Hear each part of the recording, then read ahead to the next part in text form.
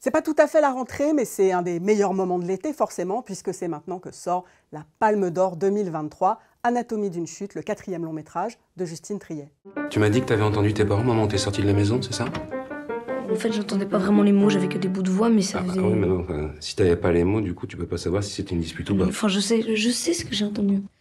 So, as you know, the autopsy report is inconclusive about the cause of death. Stop. I did not kill him.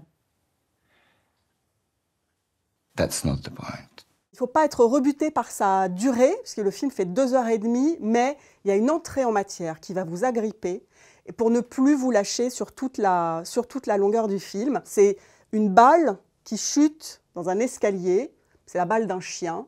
Pendant ce temps-là, une femme, Sandra Hüller, est interviewée par une thésarde, une étudiante, parce que c'est une écrivaine accomplie. Et tout à coup, la séquence la plus passive-agressive de l'année, vraiment une agression sonore, c'est-à-dire la musique à fond qui vient des étages de cette maison, ce chalet à la montagne. Ça résonne dans la maison au point d'interrompre l'interview de cette femme.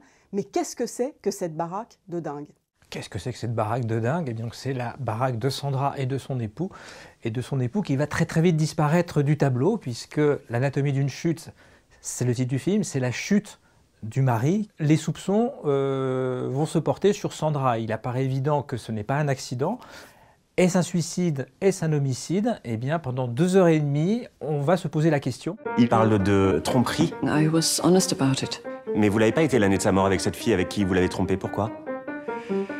Il y a quand même quelque chose d'un peu étrange dans cette situation. Vous admettez qu'il était jaloux? No, I don't know. No. Allez, écoutez-vous, on a l'impression que vous l'avez trompé continuellement. Quand il commence à se reprocher des trucs, moi je préfère m'en aller. Tu peux pas me dire qui était le plus énervé des deux? Non.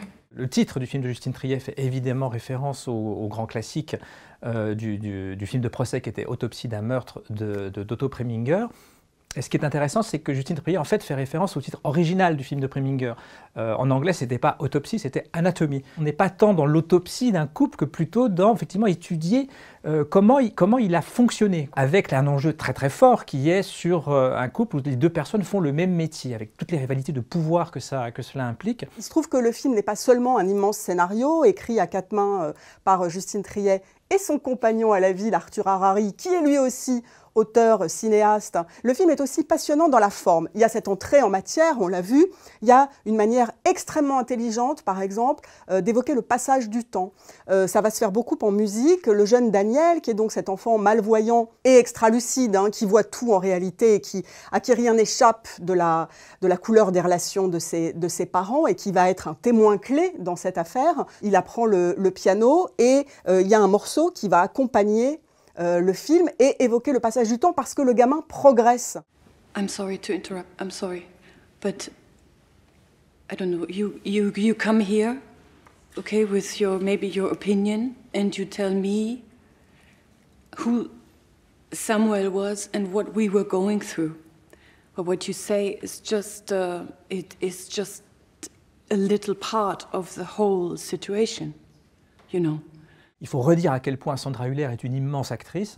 Ce qu'elle fait dans le film est absolument prodigieux puisqu'elle s'engage à fond dans son rôle, dans toutes les facettes, y compris les plus détestables de son personnage. Ce qui est vraiment le cœur du film, c'est de maintenir l'opacité, le mystère sur ce personnage. Quel que soit le verdict, il restera à la fin un doute sur son innocence ou sa culpabilité parce qu'elle joue vraiment de cette opacité. Et puis il y a le jeune comédien qui est formidable. Milo Machado Graner, qui est vraiment une révélation. Alors Dieu sait que j'aime pas les enfants au cinéma, parce que souvent les rôles sont pas du tout intéressants, très gnangnan, des rôles un peu prétextes. Alors c'est tout l'inverse. S'il y a une femme qui sait écrire des personnages d'enfants, c'est bien Justine Triet, parce que ce sont jamais des accessoires.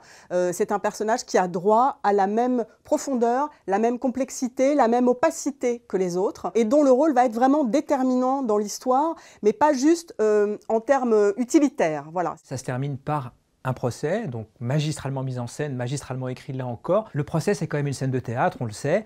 Et puis, il faut des bons comédiens pour interpréter cette pièce réelle que constitue un procès. Un procureur d'un côté, un avocat de l'autre. L'avocat, Marie en a parlé, c'est Swan Arlo, qui est formidable comme toujours.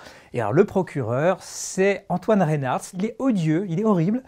Et il joue ça vraiment avec une gourmandise absolument savoureuse. Vraiment, on adore le détester. Il est atroce, il est parfait. Anatomie d'une chute, c'est top, c'est probablement le meilleur film français de l'année. Pour moi, c'est bravo. Anatomie d'une chute, c'est un grand bravo. I'm innocent, you know that, right?